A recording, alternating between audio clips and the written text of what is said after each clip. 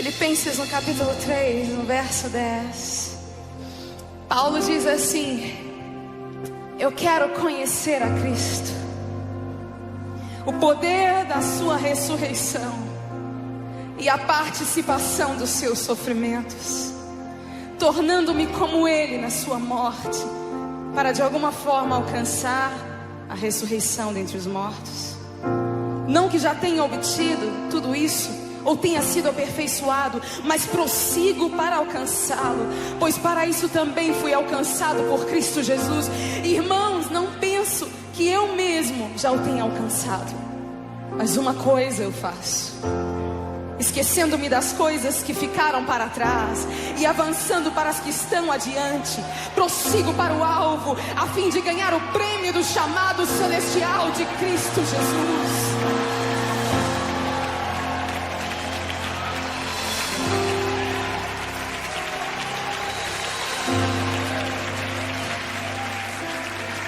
O apóstolo Paulo estabeleceu um padrão. Existe um padrão que ele traduziu tão bem, como sendo um padrão de um verdadeiro cristão.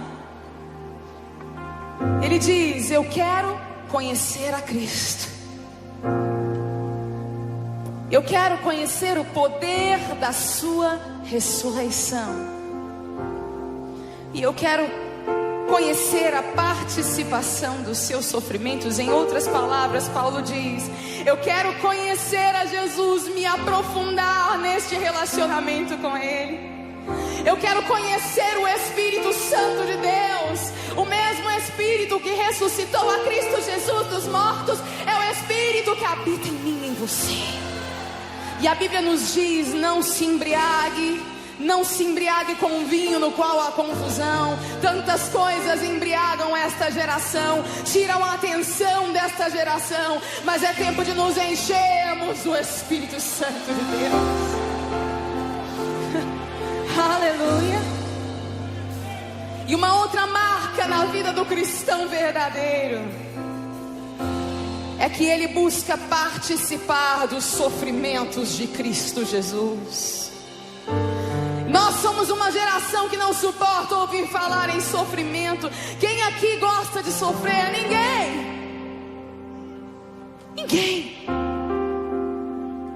E quando se fala em sofrimento, logo se diz: mas nós não somos destinados a uma vida de vitória. Em Cristo não somos mais do que vencedores. Por que temos que sofrer?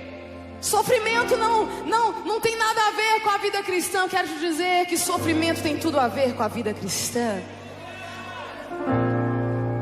E os sofrimentos a que Paulo se refere, entre outras coisas, significa negar-se a si mesmo.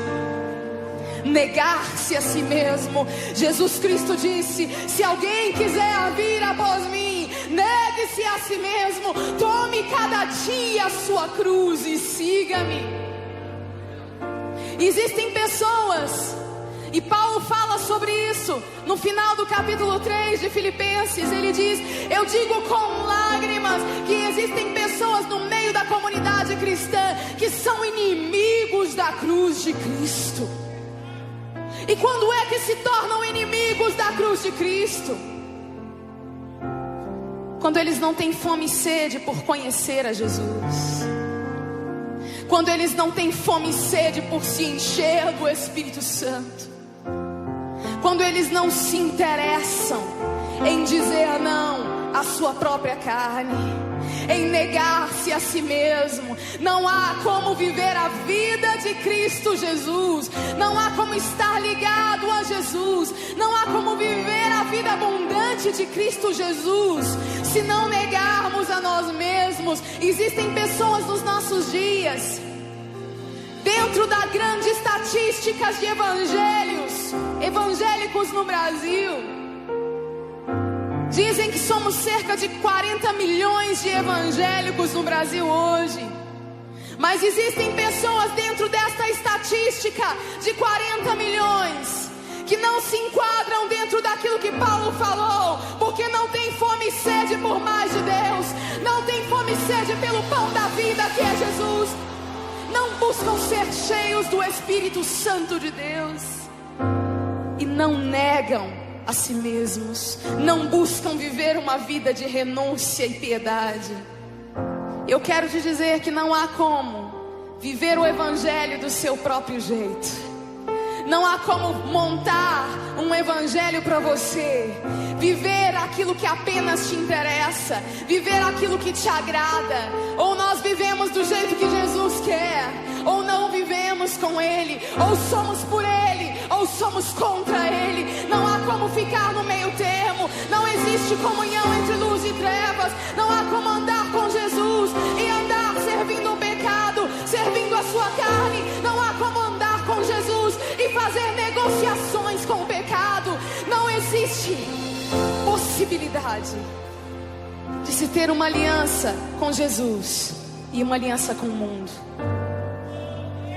E eu creio que o Espírito Santo nestes dias tem despertado corações de jovens, velhos, crianças, adolescentes, homens, mulheres, que não se conformam com este século, mas que têm buscado se adequar àquilo que o Evangelho diz que precisa ser vivido.